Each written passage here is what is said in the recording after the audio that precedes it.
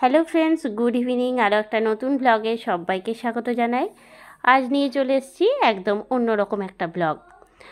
আজকে আমি চলে এসেছি আমার স্টুডেন্টের বাড়িতে।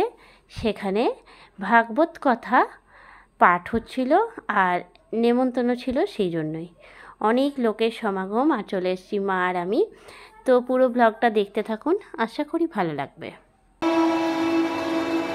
আর আমাদের মনে ধারণা হয়ে যায় অনেকেরই যে হয়তো দীক্ষা নিলেই সংসার ত্যাগ করতে হবে, কিন্তু না, বললেন যে ওই মর্কট বৈরাগ্য, লোক দেখানি বৈরাগ্য করো না। এক বাবা ছিলেন, তার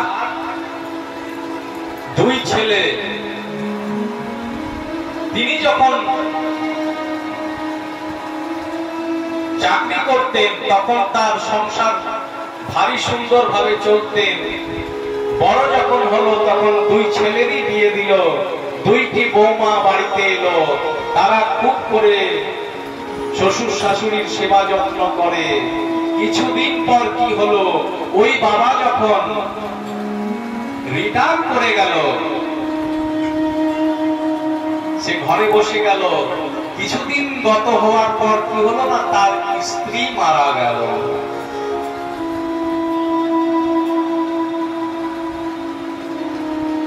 এবার হচ্ছে কি না, দিন দিন যত দিন যাচ্ছে, আস্তে আস্তে আস্তে আস্তে কি হচ্ছে না, যে বৌমারা বাবাকে, নিজের শ্বশুর মশাইকে এত আদর যত্ন করতেন, আস্তে আস্তে তাদের যখন পুত্র সন্তান আদি হয়েছে, তাদের দেখাশোনা করতে গিয়ে সেই বাবার দিকে একটু ধ্যানটা যখনই কমে গেছে, একদিন সকালবেলায় কি হয়েছে না, ওই ভদ্রলোকের প্রতিদিন অভ্যাস যে সকালবেলায় উঠেই 6টার সময় বেডটি তার চায়, বেডে বসেই সে চাটি খাবে। একদিন হয়েছে কি না, 6টার জায়গায় 6:30 হয়ে গেছে, সে চা পায়নি।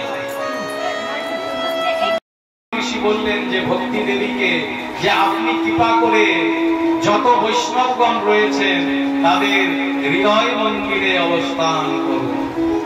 ভক্তি দেবী কি করলেন না, সমস্ত বৈষ্ণবের হৃদয়ের মধ্যেই অবস্থান করলেন। আর জ্ঞান বৈরাগ্য ওইখানে উপস্থিত হয়ে গেলেন। নারদ মুনি খুব সুন্দর বলতে লাগলেন যে না, সত্যিকারে শ্রীমদ্ ভাগবত কথার এত মাহাত্ম্য আমি জানতাম না, কিন্তু আপনার কাছে শুনে আমি খুব খুশি। আচ্ছা, শুধু জ্ঞান বৈরাগ্য জাগৃত হয়? বললো শুধু জ্ঞান বৈরাগ্য জাগৃত হয় না, কত পাপী তাপীও উদ্ধার হয়ে যায়। হ্যাঁ, পাপী তাপীও উদ্ধার হয়ে যায়। তা কেমন কেমন পাপী উদ্ধার হয়? নারদ মুনি আবার প্রশ্ন করছে। কেন করছেন নারদ মুনি প্রশ্নগুলো? কিন্তু নারদ মুনি নিজের জন্য প্রশ্ন করছেন না, প্রশ্ন করছেন কাদের জন্য? আমাদের জন্য। যে কেমন কেমন পাপী উদ্ধার হয়ে যায়। বলল কেমন কেমন পাপী? বলল যে পাপী জীবনে পাপ ছাড়া অন্য কিছুই করে, সারা জীবন শুধু পাপই করে গেছে, সেই পাপীও যদি শ্রীমদ্ ভাগবত কথা শ্রবণ করে, সেও মুক্তি লাভ করে। বললেন না না না, নারদ মুনি বলছে এইভাবে বললে হবে না। দেখুন, নিজের জিনিসকে সবাই ভালো বলে। আপনি শ্রীমদ্ ভাগবত কথা শোনাচ্ছেন, আপনি তো ভালো বলবেনই। কেউ যদি একজন ফল বিক্রি করতে আসে, সে তো বলবেই যে তাজা তাজা ফল। হ্যাঁ, কেউ বলবে যে আমার পচা ফল আছে, কেউ নিয়ে নাও। একজন বিহারি ভাই খেলাতে করে সেই তরমুজ বিক্রি করতে এসছে, যে তরমুজ চিনি সে মিঠে। तरबूज ले लो बाबू, चीनी से मीठे हैं। একজন নিয়ে নিয়েছে চিনির থেকেও বেশি মিষ্টি তরমুজ, তাহলে দিয়ে দাও। একটা বড় তরমুজ নিয়ে নিয়েছে, বাড়িতে গিয়ে কেটেছে, কেটে পরে যখন পাচ্ছে তখন দেখছে না মিষ্টি তো নেই, একটু চপচপ লাগছে।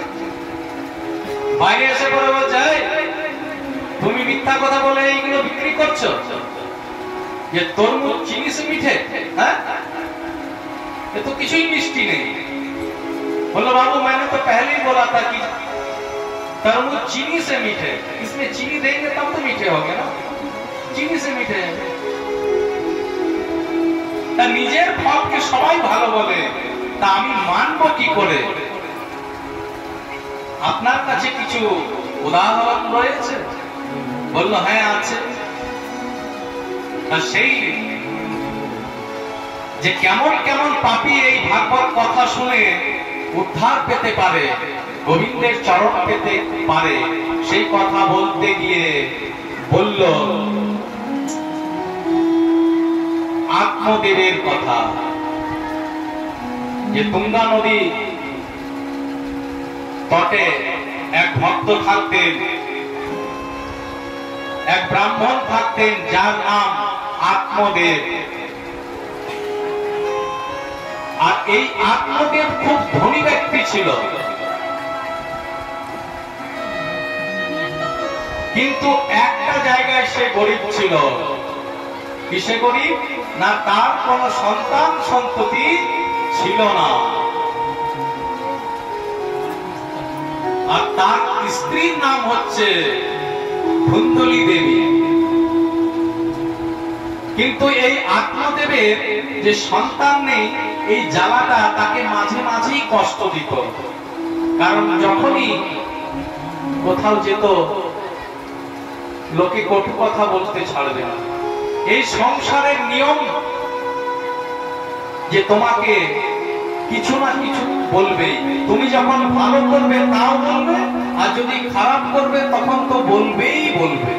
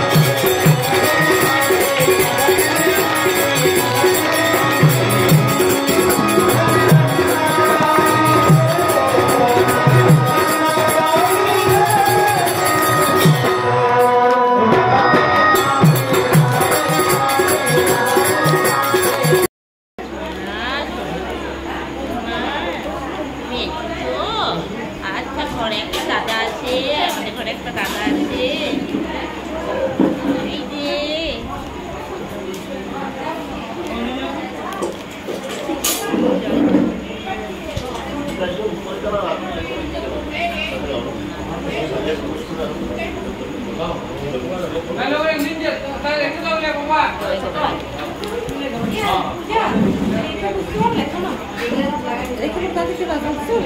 কত ভাগ্য ভালো গোপাল এলো বলে।